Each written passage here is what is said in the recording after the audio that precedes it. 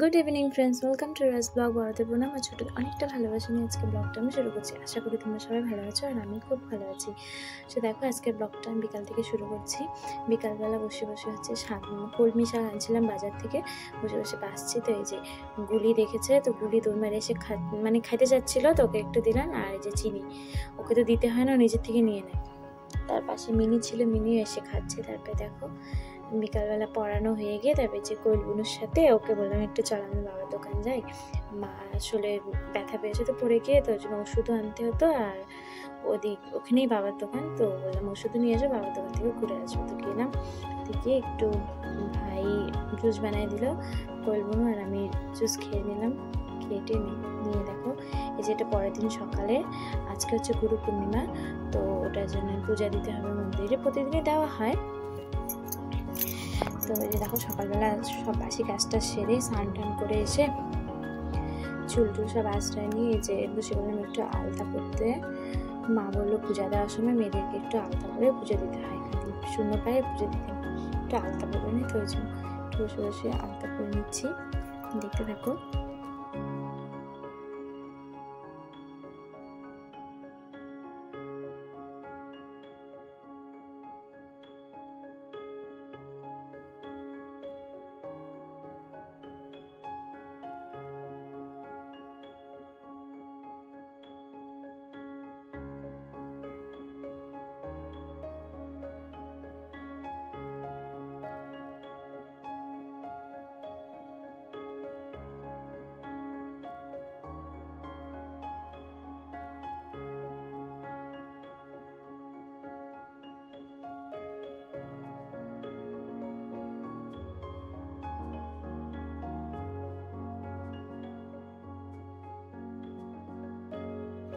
আমি খুব একটা আলতা পরতে ভালোবাসি না, আলতা পরলে না আমার পা না ফেটে ফেটে যায়, জন্য আলতা পরি না, অকেশন ছাড়া পরি না, পূজা টুজা দিতে হলে পরি না তো না।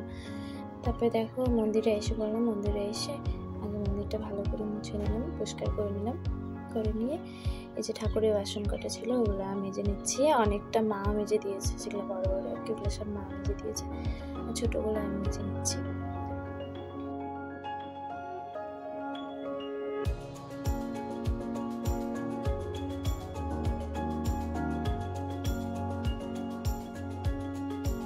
বাবা কি যেন একটা বলছিল, তো ওইটাই বাবার সাথে ওই রুমে ছিল, তো টিভি দেখছিল আর কি একটা বলছিল, তো ওটাই আমি কথা বলছি আর হাসছি।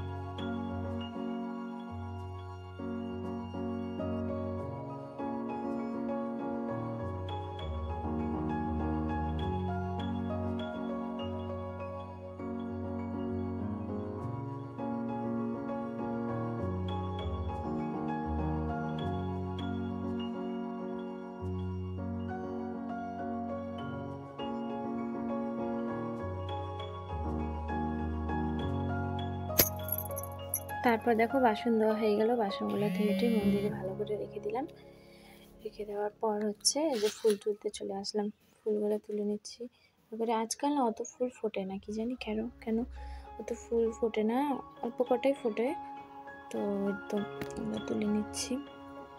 আর একজন বুনু আসছিল, এসে বলছে কি দিদি কালকে আমাদের এখানে একটু ফুল দেবে কেমন, আমাদের পুজো আছে, মানে কালকে তো শ্রাবণ মাসের প্রথম সোমবার জানো সবাই, তো ওই জন্য এসে আমি বলছি কি দিদি আমার জন্য কালকে একটু ফুল রেখে দিই। আমি কই ঠিক আছে, আসিস কিন্তু একদম ভোরবেলা চলে আসিস না, 7টার দিকে আসিস, আমি দিব তুলে।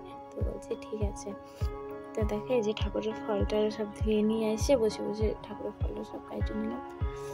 তারপরে ফুলগুলো তুলছিলাম, ওগুলো ভালো করে সাজিয়ে নিলাম, থালাতে সাজিয়ে নিলাম না ভালো হয়, বালতিতে তুলি তো থালা থাকলে আর কি আসনে দিতে আমার সুবিধা হয়, তো ওই জন্য সবাই যেটা করে নিচ্ছি। তারপরে এই যে ফল প্রসাদগুলো যেগুলো কাটলাম ওগুলো আর কি ঠাকুরের প্লেটে প্লেটে সব দিয়ে দিলাম।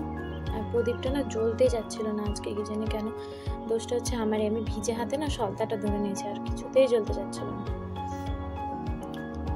মা বলছে কি তুই ভিজা হাতে নিশ্চয়ই ধরেছিস, সব ভিজাইছিস সেজন্য জ্বলছে না।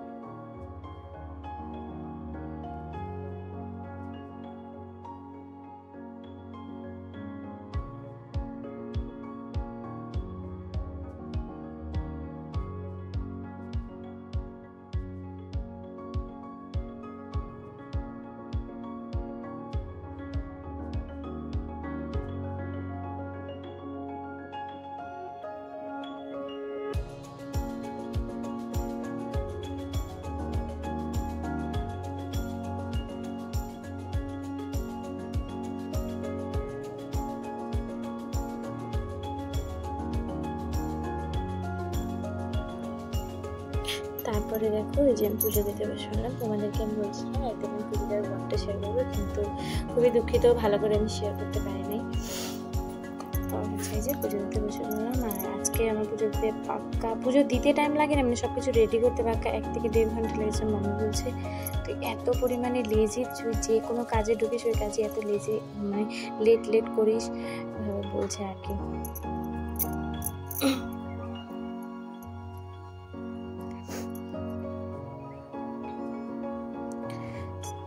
দেখো আজকে আমার পুজো দেওয়ার ব্লগটা তোমাদের কেমন লাগলো ফ্রেন্ডস তোমরা জানাবে। আর হচ্ছে তোমাদের যদি আজকে ব্লগটা ভালো লেগে থাকে তাহলে লাইক, কমেন্ট আর সাবস্ক্রাইব করে দিও।